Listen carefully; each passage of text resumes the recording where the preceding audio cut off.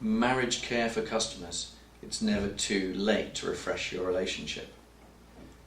That's an interesting topic, because marriage care comes about when people ignore one another. They lose the spark in a relationship. You know, people need to be stroked and looked after. Even in marriage, you need to feel that you are loved and wanted, that somebody has your interests at heart. There's always somebody to stand up and protect you and look after you and help you. You know, I've been married for 25 years, and these things go in ups and downs. They go in waves. You know, some good days, some bad days. But ultimately, you're looking for someone to be in your corner to help you. And I think the same applies to customers. You know, customers are looking for us as businesses to look after their interests, to think about them, rather than just continually abuse them and take their money. And I think that a lot of businesses don't look at their customers and say, how do I look after them? How do I have good customer care? Because they generally have too many customers. Businesses are now obsessed with collecting more and more customers. It's a mark of success. You know, I've got 50,000 customers, you've only got 45,000, I'm better than you.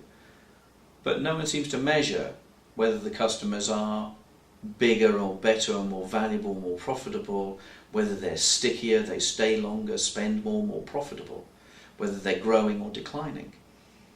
So there's a whole host of businesses that just collect customers for trophies, you know, like trophy wives, that aren't going to go anywhere. Or trophy husbands, sorry, let's not be sexist about these things. You know, they're not going anywhere. They're just collecting things for the sake of collecting them.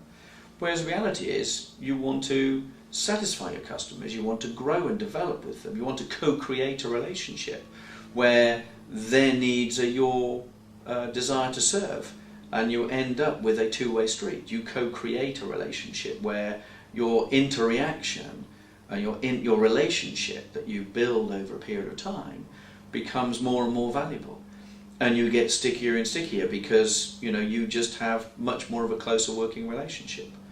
But you can't afford to do that for all the customers, because if you're collecting any customer at any time, some of them you can't afford to spend that amount of money on. So businesses soon dumb everything down to average and miss out on looking after the bigger, better customers.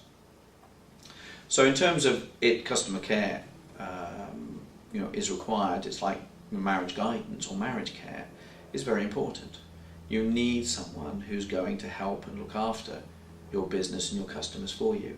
You need someone to help you identify which customers should be treasured and stroked and, you know, kept on the right side.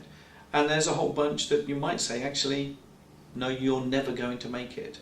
You're just going to have a bad relationship from beginning to end.